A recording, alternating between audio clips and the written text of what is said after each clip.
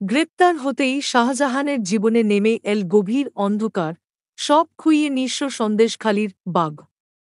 জ্যোতিপ্রিয় মল্লিকের বিরুদ্ধে অভিযোগ এসেছে, মন্ত্রিসভা থেকে বাদ দেওয়া হয়েছে। পার্থ চট্টোপাধ্যায়ের বিরুদ্ধেও ব্যবস্থা নেওয়া হয়েছে।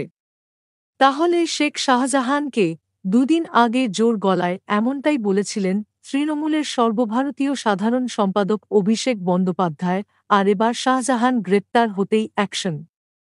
সন্দেশখালির নেতা শেখ শাহজাহানকে ৬ বছরের জন্য সাসপেন্ড করল তৃণমূল। বৃহস্পতিবার শাহজাহান গ্রেপ্তার হওয়ার পর সাংবাদিক বৈঠক করে তাকে বহিষ্কারের কথা জানান ডেরেক ওব্রায়েন।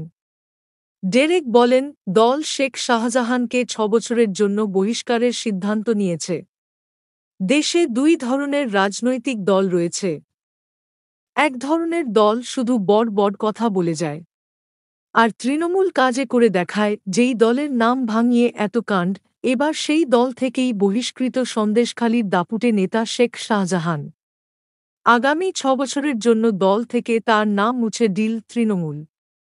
দলের সমস্ত পদ থেকে সরিয়ে দেওয়া হয়েছে তাকে। প্রসঙ্গত, এর আগে গত ২-৫ অভিষেক বন্দ্যোপাধ্যায় নিজের ঘনিষ্ঠ মহলে বলেছিলেন, আদালত একবার পুলিশকে দায়িত্ব দিক, ১০ দিনের মধ্যে শেখ শাহজাহান গ্রেপ্তার হবে। ওদিকে সোমবারই হাইকোর্ট জানিয়ে দেয় শাহজাহানের গ্রেপ্তারিতে কোনো বাধা নেই। আর তারপরই পুলিশের জালে সন্দেশখালির বাঘ।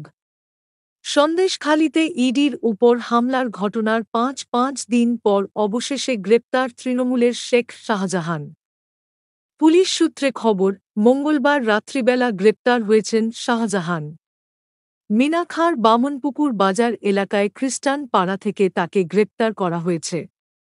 বহু সময় ধরে শাহজাহানের বিরুদ্ধে একাধিক অভিযোগ ছিল, তবে এর উপর হামলার ঘটনাতেই শাহজাহান শেখকে গ্রেপ্তার করা হয়েছে বলে জানিয়েছেন এডিজি দক্ষিণবঙ্গ সুপ্রতিম সরকার।